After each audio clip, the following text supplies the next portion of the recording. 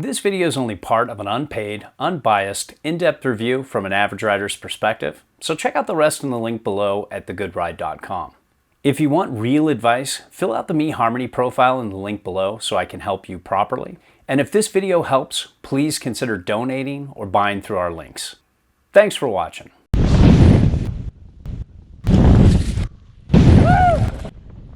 Welcome to The Good Ride. I'm James Beastie, this Davey boy here. What up, people? And we are looking at the Nidecker Beta. There's an Alpha, there's a Beta, there's an Alpha Disco Beta. And I rode this primarily with Union Atlas and my Burton Kendos, but I also tried some Nidecker bindings with this as well that you can see in the actual review. And we got this in a wide variety of conditions. Everything from summer snow at Mount Hood to early season, just great powder, to some good groomers, to even more powder at the end of the season. And I got on the 57 and the 62, and the 57 is definitely more my speed, and the 62 is definitely more Davies. This is more of a mid-wide wide. This is more of a regular size. We spent a whole season on it. We thought we might as well. It's hard to get on Nidecker. They're not in the US as much as Yes and Jones under that same umbrella. So we wanted to spend a lot of time on it and get to know it properly, so when we do this review, it'll stand for a long time. And to give you a short summary, this is a setback, but not super setback, directional and surfy, but not totally over the top with that. It has a spoon nose that just has an amazing turning experience in powder. It has a lot of camber that doesn't seem to really be affected by the spoon nose, the lifted sides, that carves really well on groomers. It has a very fun turn to it, very easy float to it. It's a very fun setback directional ride, and it complements the more double-ender centered, kind of slightly tapered, more all mountain to free ride feel that the Alpha is. Of the two, this was definitely my favorite for what it is. I really had a good time riding this. Yeah, I totally agree. When I got it up for the first time, I was on Mount Hood in the summer, and it was just all-time slush. And this thing destroyed it. It was so fun laying deep, trenched out carves all the way down the Palmer Glacier. And then I got this thing in some powder this year up on Mount Bachelor, and it just rocked it. Jammed all day. I loved it. It was super floaty. It doesn't have to be too set back in the stance because the little swallowtail sinks. And it sinks actually a little bit more than you would expect for having such small fins. But overall, this board jammed from slush to groomers to powder and everything in between. I loved it. Yeah, and to talk about sizing, this 57 fit me really well. I will say in deep powder, I loved that 62, but then the minute I got it on groomers and things started getting tracked up, I really missed the 57. That's just way more my board. It fits my weight really well. It fits my boot size really well, and it just fits me really well. I would definitely pick the 57. I think if I was going for powder only, I probably want this in a 66, but the 62 is right about what I would want for an all-mountain board. And when it comes to shape, you have a pretty tapered, but not super tapered board for this look. Sometimes boards with a swallowtail like this, just a moderate swallowtail, have much more taper. This just has kind of normal free ride taper. I think it's only like 10 mil or something like that. It's not major. You get a big nose though, and it's very set back on board for this kind of taper.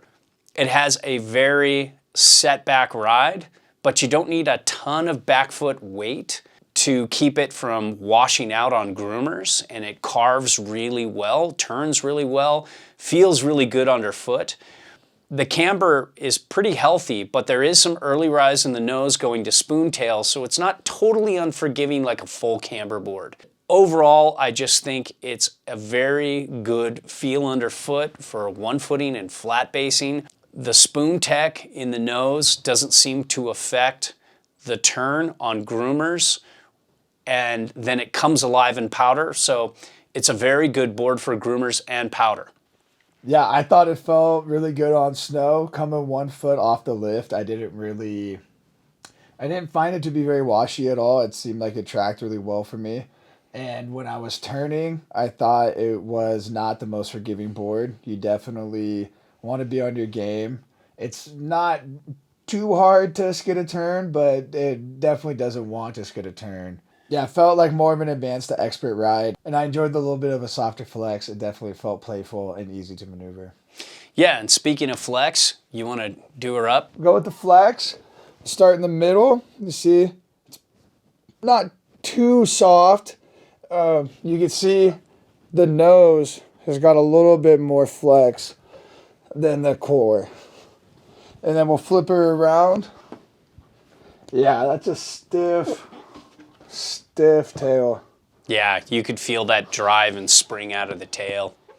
This is a stiff board. It was okay to butter off the tail, but it took some work. It's all about turning. It's not about buttering and playing around. The spoon nose was a little difficult to kind of do a nose butter, but it's doable, and you can tripod up with this if you want to, but it's going to be really fun buttering in powder if you want to. And what I found is this flex is a little bit on the stiff side overall in a 57 and 62. They both take a lot of work to get it to pop, but when they do, you're very much rewarded. This flex personality is great in all conditions, just like Davey said, from messy, slushy, midsummer snow to hard, micro bumpy snow, in all kinds of conditions. This is always going to have that same kind of flex personality that dampens up the ride and allows you to go a little bit faster than you would normally want to go in those conditions.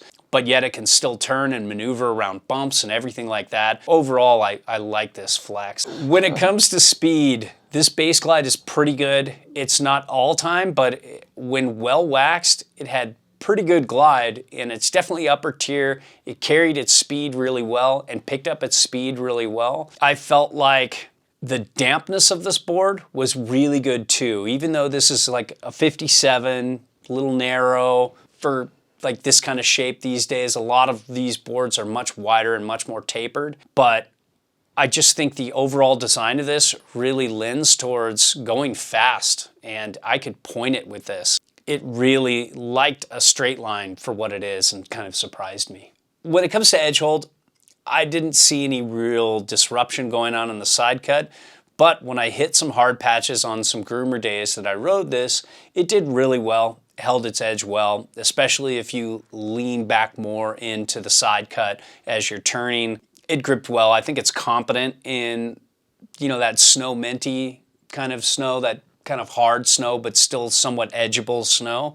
I think in ice, it's gonna, skid out a little bit more, but if you're just not into those ultra disrupted side cuts and you like a more smooth side cut that doesn't grab in softer snow, you're really gonna like this. And when it comes to turn initiation, the 62 for me was obviously slow because it doesn't work really that well with my boot size. Unless I was in powder, then it just turned like a champ. I love this way better in powder than the 57.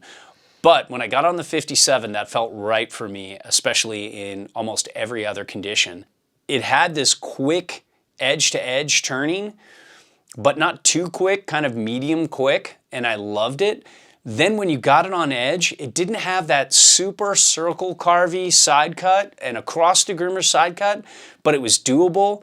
What I really liked more was really leaning into it. I could even put a little front foot weight into it when I was set posy, and I could really drive almost front footy to centered and in the beginning of the turn, and then just lean back into that tail and kind of drive out at a medium radius, and it would just accelerate out. You just felt the spring out of the tail, and it just drove really well through a carve, and I had a time with this. This is a very, very good carver. You'll see the shape and you'll think powder, but if you don't take it out on groomers, you're gonna be really bummed because there's just a really cool combination of side cut and camber and flex just driving you through turns, and I just loved it. Yeah, my favorite condition to ride this board is some good springtime slush.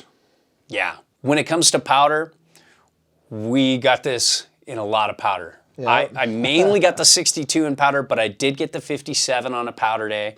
And yeah, I missed the 62 because that thing floats so well. It's almost up there with some of the true powder boards, and I was testing it against like some of my all-time favorites, like the Capita Spring Break Powder Glider, the Capita Spring Break Powder Pill. We tested this against some Korua boards like the Korua Pencil and the Korua Dart, and all of those floated a little bit better, but this was so close that it could really work well as a powder board. When set all the way back, there's very good directional float.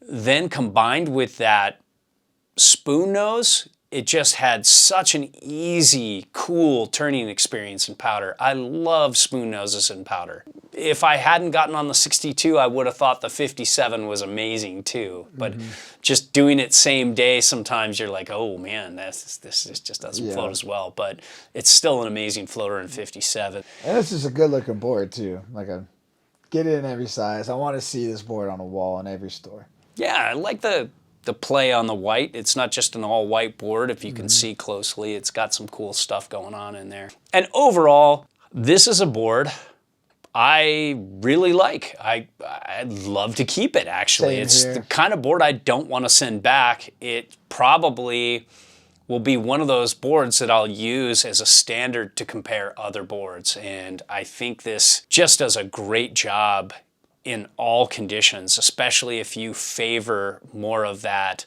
directional ride. You like a set back directional ride, but you don't want to go over the top with like being super far back on the tail like you are on a surfboard, but you still want a little bit of that snowboard feel, that balance between surf and snowboard. Yeah. This is excellent.